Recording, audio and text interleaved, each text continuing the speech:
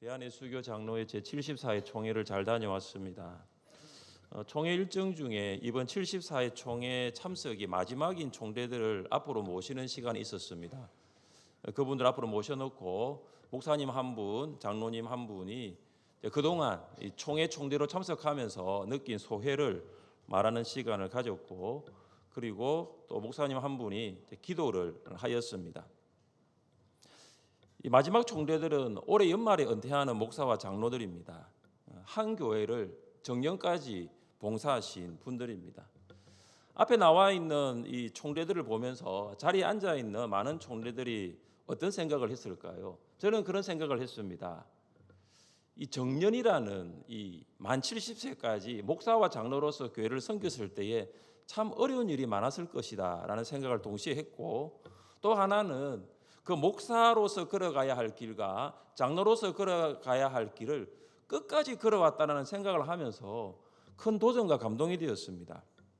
그리고 자리에 앉아있는 모든 후배 목사들과 후배 장로들도 우리도 그들과 같이 끝까지 믿음의 길을 걸어가야 되겠다. 목사는 목사로서의 목회의 길을 걸어가야 될 것이고, 장로로서는 장로로서 교회를 봉사하고 섬기는 일을 걸어갈 것이어야 되는 그런 다짐을 하는 시간이었습니다. 다윗과 사울의 만남은 오늘이 마지막입니다. 그들은 헤어져 다시 만나지 못합니다. 다윗과 사울은 이제 각자의 길을 갑니다.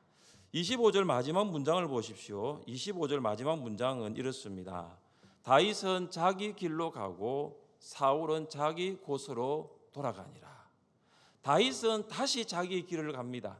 그리고 사울은 다시 기브야의 궁으로 돌아갑니다. 우리는 다윗과 사울의 마지막 만남 중에 오고 간 대화를 살펴볼 것입니다. 특별히 우리는 다윗이 남긴 말을 집중적으로 들여다보려고 합니다. 다윗이 무슨 말을 했을까요? 그리고 그는 그 말 이후에 믿음의 길을 걸어갔습니다.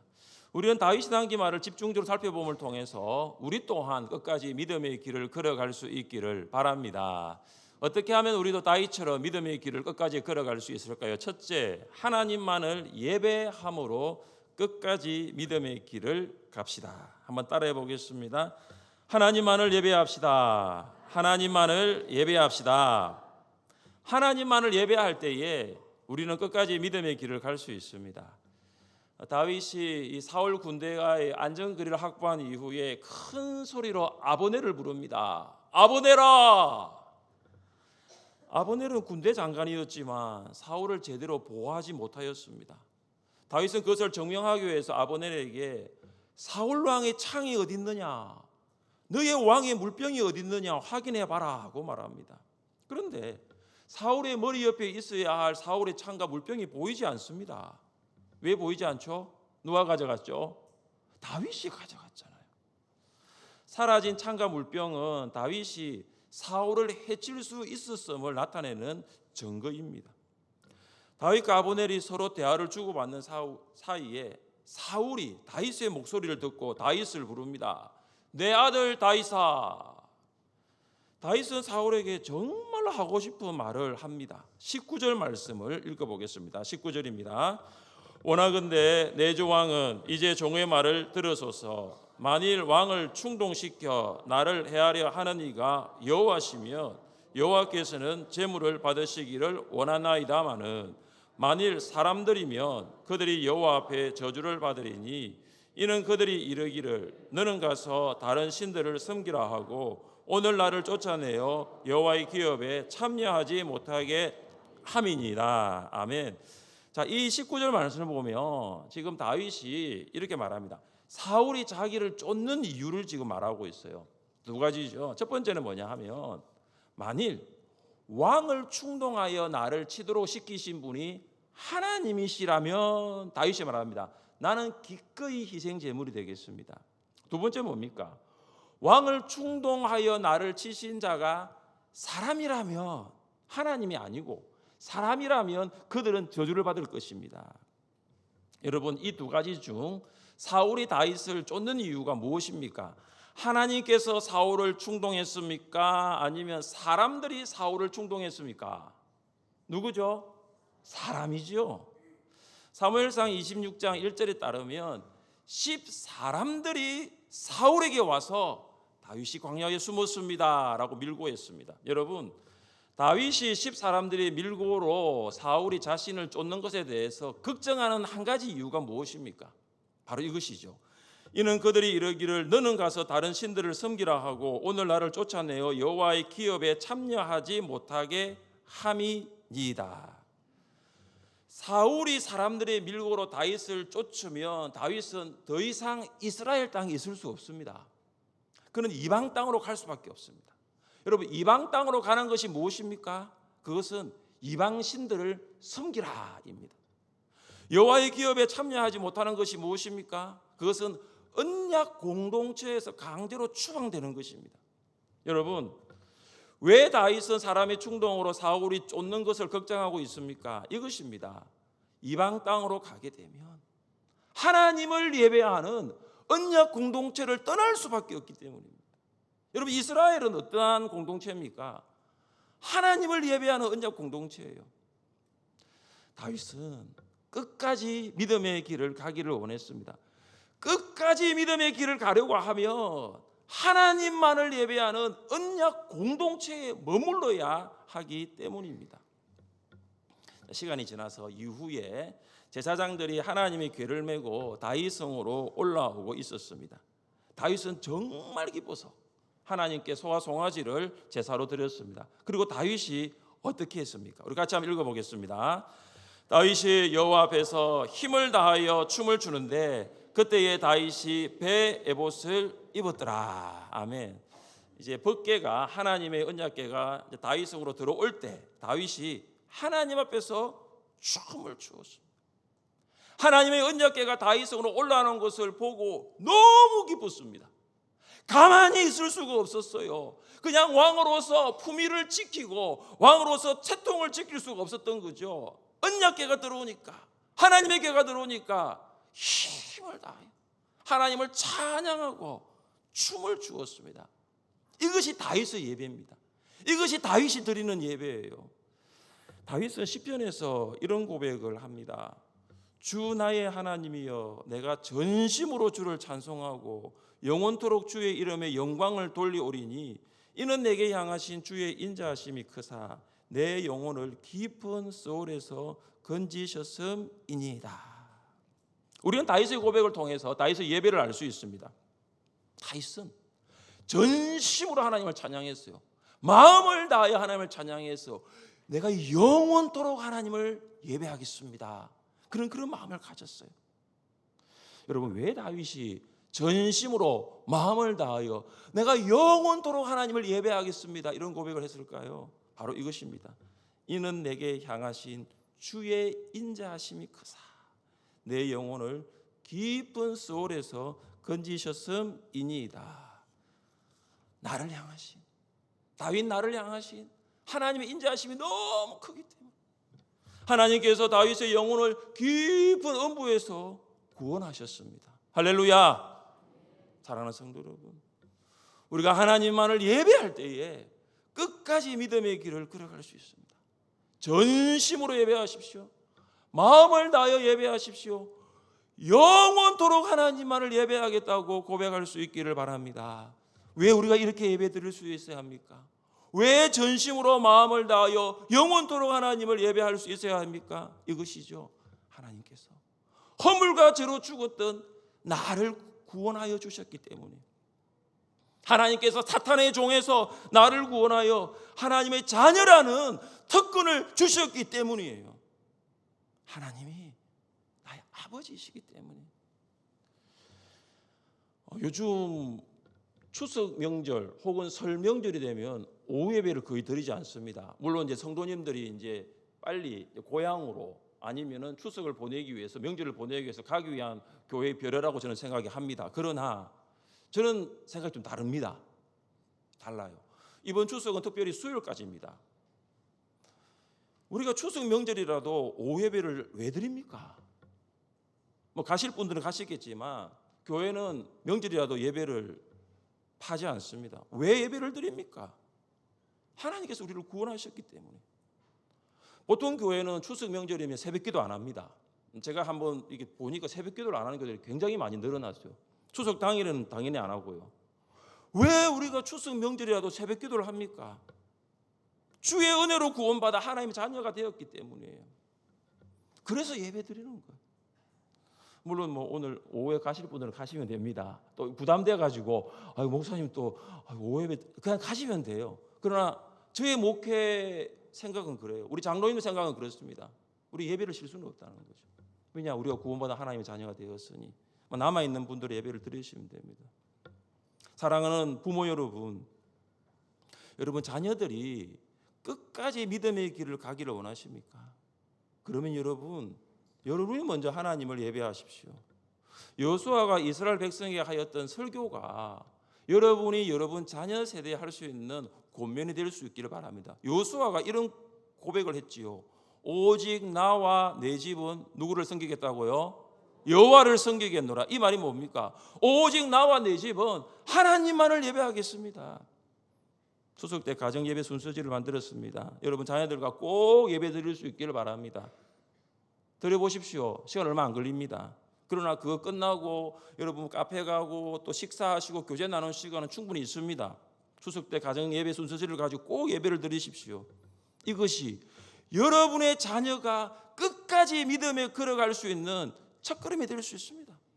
여러분 이것이 자녀의 믿음이 회복되어서 다시 일어나 하나님 아버지께로 갈 수 있는 시작이 될 수 있어요.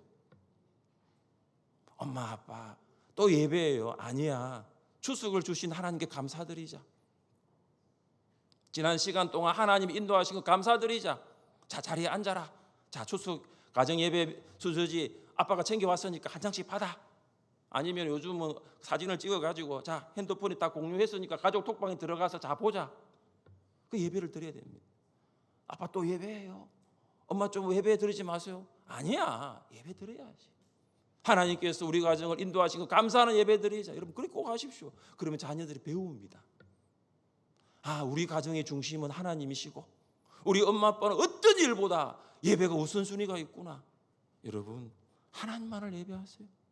하나님만을 예배하여 끝까지 믿음의 길을 걸어갈 수 있기를 주님의 이름으로 축복합니다.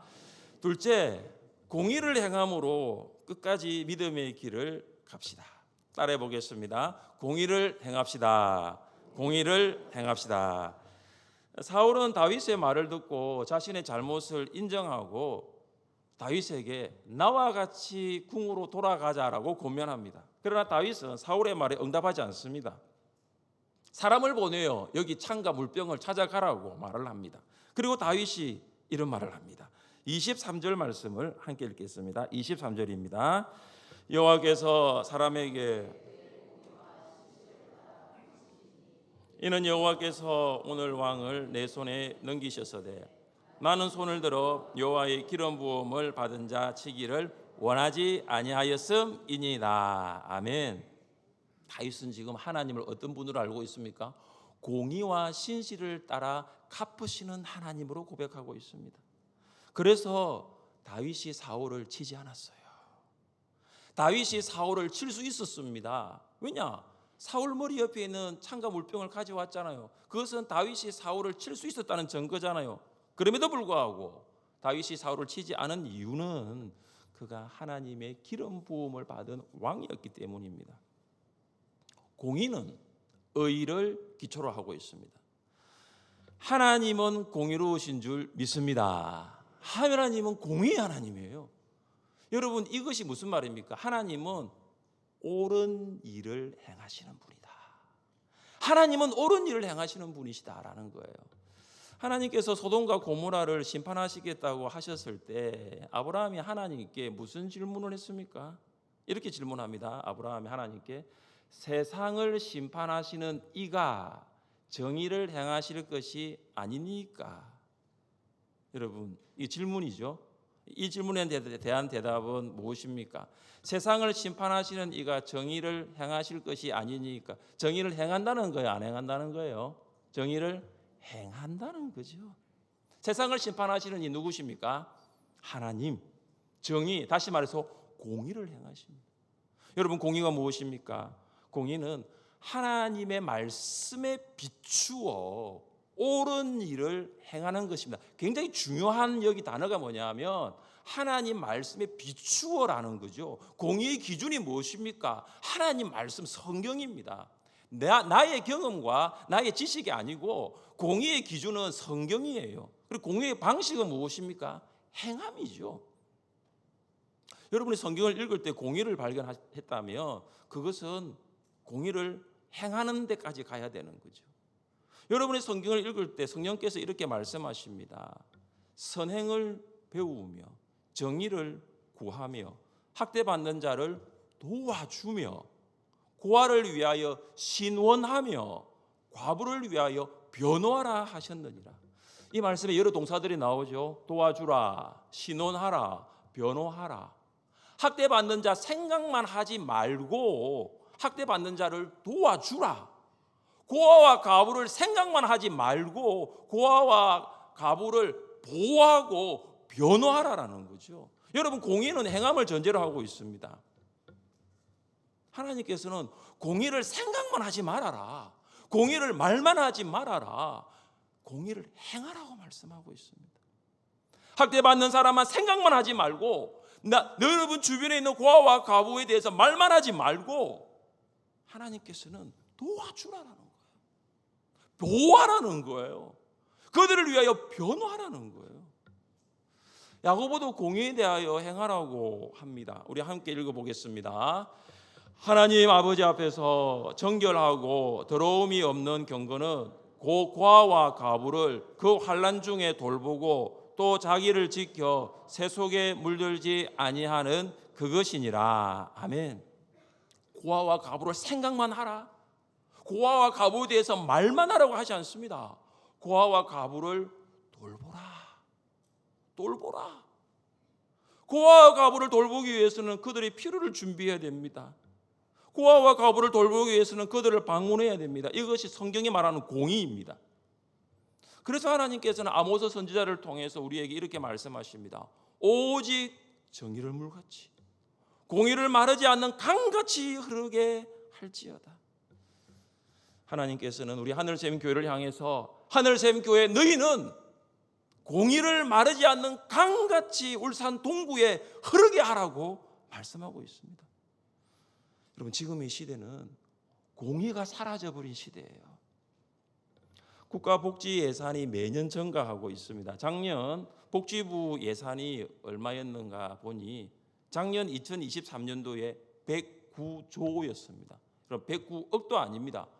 109조였습니다. 올해 보건복지부 예산은 122조였습니다.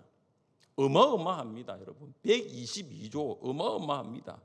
아마 내년 2025년은 더 늘어날 거예요. 여러분, 그 보십시오. 예산은 122조가 있었는데 여전히 우리 지역에는 복지 사각지대가 있습니다. 여전히 우리 주변에 취약계층이 줄어들지 않고 있어요. 아니, 예산은 수백조가 되는데 어떻게 우리 주변에는 복지 사각지대와 취약계층은 점점 감소하지 않고 늘어나고 있습니까? 그래서 우리 교회가 하나로 나눔 사실금조를 만드는 거예요. 공의를 행하기 위해서입니다. 울산 동구에 공의가 마르지 않는 강같이 흘러가기 위해서입니다. 여러분, 물이 있는 곳에는 생명이 있어요. 물이 흘러가는 곳에는 생명이 시작됩니다. 여러분, 공의가 있는 곳에 행복이 있어요. 공의가 흘러가는 곳에 회복이 시작되는 거예요. 이번 추석 명절 이웃사랑 정꾸러미 만들기에도 참 많은 성도들이 참석하여 봉사해 주셨습니다. 사진 한 장 좀 띄워주십시오. 여기 계신 분들 있으시죠? 참 매번 할 때마다 이 동구 종합 이 사회복지관 직원들이 감탄을 합니다. 어떻게 한 번도 아니고 이렇게 설에도 한 번, 추석에도 매년 이렇게 할 수 있느냐. 이 정꾸러미를 받으시는 이웃들이 감동을 합니다. 네, 이제 다시 원래대로 돌려주세요. 여러분, 교회가 이웃 사랑하자고 그러죠. 성경에서 가장 중요한 건 하나님 사랑, 이웃 사랑 다 알고 있지요. 그렇게 하자 그러죠. 실제로 하는 공동체는 그렇게 많지 않습니다.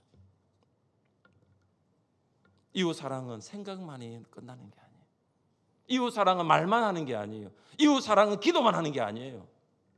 이웃 사랑은 실천하는 거예요. 행함으로 공의를 실천하는 우리 하늘샘 교회를 하나님께서 기뻐하시는 줄 믿습니다. 여러분, 공의를 말만 하면 안 됩니다. 공의를 행해야 됩니다. 공의를 행함으로 끝까지 믿음의 길을 걸어갈 수 있기를 주님의 이름으로 축복합니다. 셋째, 하나님의 보호를 확신함으로 끝까지 믿음의 길을 갑시다. 한번 따라해 보겠습니다. 하나님께서 보호하십니다. 하나님께서 보호하십니다. 하나님의 보호를 확신할 때에 끝까지 믿음의 길을 갈 수 있습니다. 우리 24절 말씀을 함께 읽겠습니다. 24절입니다. 오늘 왕의 생명을 내가 중히 여긴 것 같이 모든 환난에서 나를 구하여 내시기를 바라나이다 하니라. 아멘. 다윗은 사울에 계속해서 말합니다. 내가 왕의 생명을 귀중하게 여긴 것 같이 하나님께서도 나의 생명을 귀중하게 여겨서 모든 환난에서 나를 보호해 주실 것입니다. 여러분, 왜 다윗이 하나님의 보호를 이렇게 확신할 수 있었을까요? 하나님이 나를 지켜주신다, 이것을 확신을 가지고 사울에게 말을 할 수 있었을까요? 그것은 하나님의 주권 때문이죠. 한치 앞을 알 수 없는 인생인 다윗이 범사에 하나님의 주권을 인정하며 살았습니다. 다윗은 내가 살고 죽는 것도 하나님께 달려있다는 것을 알았습니다. 목동으로 양을 치면서 사자와 곰의 공격을 받을 때에도 하나님께서는 다윗을 보호해 주셨어요. 10대 시절 그 블레셋 장수 골리앗과의 전투에서도 하나님께서는 다윗을 보호해 주셨어요. 사울이 던지는 날카로운 창의 여러 번의 위협에서도 하나님께서는 다윗을 보호해 주셨습니다. 다윗은 하나님의 주권을 인정하였습니다. 하나님이 나의 주인 되셔서 나와 함께 하시면 반드시 하나님이 나를 보호해 주신다는 것을 그는 확신했습니다. 그런데 다윗은 이런 맹수와 창과 같은 물리적인 공격도 참 많이 받았지만 그런 살아가면서 악인들로부터 정신적인 공격을 참 많이 받았습니다. 여러분, 다윗의 시편을 읽어보면 다윗이 악인들의 공격, 특히 언어적인 공격을 많이 받았다는 것을 알 수 있습니다. 그중 시편 140편에서 몇 구절을 제가 읽어드리겠습니다. 여호와여, 악인에게서 나를 건지시며 또 악한 자에게서 나를 보존하소서. 그들이 마음속으로 악을 꾀하고 싸우기 위하여 매일 모이오며 뱀같이 그 혀를 날카롭게 하니 그 입술 아래에는 독사의 독이 있나이다. 다윗이 말하는 악인은 내면에서 악한 생각을 하고 그 악한 생각을 악한 말로 표현하는 사람이에요. 다윗이 악한 사람들이 하는 그 말을 무엇과 같다고 이야기하냐면 뱀의 혀와 같다, 독사의 독과 같다라고 합니다. 여러분, 독사 한번 보신 적 있습니까? 독사의 혀를 한번 보신 적 있으세요? 여러분, 독사 한번 물리면 치명적인 상처를 받습니다. 다윗은 이 악인들이 쏟아붓는 이 언어적인 공격을 계속해서 받으면서 그는 살아왔습니다. 여러분, 왜 사울이 다윗을 공격합니까? 그 또한 악인들의 말 때문입니다. 다윗이 사울에게 이르되 보소서, 다윗이 왕을 해하려 한다고 하는 사람들의 말을 왕은 어찌하여 들으시나이까? 사울이 다윗을 공격하는 이유도 사울 주변에 있는 사람들의 말 때문이에요. 그들이 무슨 말을 합니까? 다윗이 왕을 죽이려 하는데 왕은 가만히 있지 마시고 속히 다윗을 공격하소서. 여러분, 이 말은 근거 없는 사실무근이에요.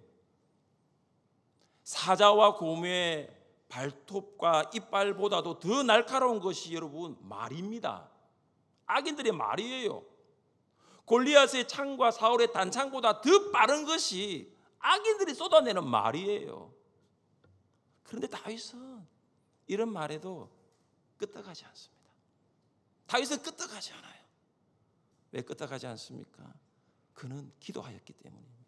이렇게 기도합니다. 여호와여, 나를 지키사 악인들의 손에 빠지지 않게 하시며 나를 보존하사 포악한 자에게서 벗어나게 하소서. 하나님께서 나를 보호하셔서 악인들의 손에 빠지지 않도록 기도하였습니다. 하나님께서 다윗을 보호하셨고 다윗은 끝까지 믿음의 길을 갈 수 있었습니다. 새가족 성도들이 4주간 공부를 마치고 난 다음에 새가족 수료식에서 앞에 나와서 소감을 이야기합니다. 열심히 신앙생활을 하겠습니다. 이런 말씀들을 하시죠. 그런데 몇 달이 지나면 열심히 신앙생활을 하겠습니다 하는 성도들이 잘 보이지 않습니다. 왜 그들이 보이지 않을까요? 말 때문이에요. 말 때문에. 말 때문에 상처를 받았기 때문에. 예수님도 제자들과 사람들이 하는 이 막말을 참 많이 들었습니다. 3년을 동고동락하였던 베드로는 예수님을 모른다라고 말하였고 예수님을 저주까지 하였습니다. 무리는 예수님이 예루살렘에 입성하실 때 종려나무 가지를 흔들면서 호산나 다윗의 자손이여 찬송하리로다 하였습니다. 그런데 무리는 그들이 원하는 대로 되지 않자 뭐라고 말합니까? 그를 십자가에 못 박게 하소서 소리 질렀습니다. 예수님이 십자가에 달리실 때 관리들은 예수님을 비웃고 군인들은 희롱하였습니다. 예수님과 함께 십자가에 달린 한 강도는 이런 악한 말을 했죠. 네가 그리스도가 아니냐? 너와 우리를 구원하라. 예수님은 우리와 동일한 육신을 입으시고 사람들로부터 이런 악한 말을 들었지만 예수님 사람들에게 일체 반응하지 않으시고 하나님께 기도했습니다. 아마 여러분도 그러실 수 있어요. 여러분 사람들이 악한 말을 하여도 여러분 기도하실 거예요. 기도하면 하나님 응답하십니다. 그러나 새가족은 달라요. 그러나 초신자들은 달라요. 새가족들과 초신자들은 기도가 잘 되지 않아요. 여러분 새가족들이 하나님의 보호를 어떻게 어떻게 확신할 수 있을까요? 그것은 여러분이 새가족을 도와줄 때, 여러분이 초신자들을 도와줄 때예요. 여러분이 도와주어야지 하나님이 나를 보호하시는구나, 하나님이 나를 지켜주시는구나, 이 하나님의 보호를 확신할 수 있는 거예요. 피택자 교육 중에 몇 권의 필독서를 읽고 있습니다. 그 중에 하나인 데이비 플랫의 물러서지 마에 있는 내용의 일부분을 여러분에게 소개하고자 합니다. 가족은 괴롭고 힘든 세상을 함께 살아가는 것이다. 가족은 서로를 붙들어주고 서로의 편이 되어주는 것이다. 끊임없이 우리를 무너뜨리는 세상에서 서로를 보호해 주어야 한다. 여러분 여기서 가족은 같은 하나님을 아버지라고 두고 있는 교회를 말합니다. 여러분의 아버지가 하나님이시라면 우리는 가족이고 그 가족은 교회예요. 여러분 교회는 서로 싸우는 곳이 아니에요. 여러분 교회는 싸우는 곳이 아니에요. 서로 싸우는 곳이 아니에요. 교회는 어떤 곳이 아십니까? 서로를 위해 싸우는 곳이에요. 왜냐하면 교회가 가족이기 때문이죠. 여러분 서로 싸우지 마십시오. 서로 싸우는 것이 아니고 서로를 위해 싸우십시오. 우리는 다른 편이 아니에요. 우리는 같은 편이에요. 우리는 한 편이에요. 여러분 목장 안에서 서로 싸우지 마십시오. 서로를 위해 싸워주십시오. 교회 학교 안에서도 서로 싸우지 마십시오. 서로를 위해 싸워주십시오. 왜냐고요? 우리 가족이잖아요. 우리 다른 편 아니에요. 우리 한 편이에요. 우리가 서로의 편이 되어 세상과 싸울 때에 하나님의 보호를 확신할 수 있습니다. 그리고 끝까지 믿음의 길을 갈 수 있는 거죠. 왜냐? 이 집사님이 내 편이구나. 이 성도님이 내 편이구나. 그걸 성도들이 알게 된다는 말이에요. 사랑하는 성도 여러분, 우리 다 함께 끝까지 믿음의 길을 걸어갈 수 있기를 주님의 이름으로 축복합니다. 하나님만을 예배하십시오. 여러분 특별히 자녀들 명절 다 자녀들을 만나게 될 텐데요, 하나님만을 예배하는 것을 꼭 가르치십시오. 여러분 공의를 행하십시오. 주변에 있는 가난한 자들, 교회 내에 있는 소외된 자들을 돌보십시오. 공의를 실천하십시오. 다른 편이 아니라 한 편이 되고 서로 싸우는 것이 아니라 서로를 싸우는 그런 서로의 편이 되어서 하나님의 보호를 확신하며 믿음의 길을 끝까지 걸어갈 수 있기를 주님의 이름으로 축복합니다.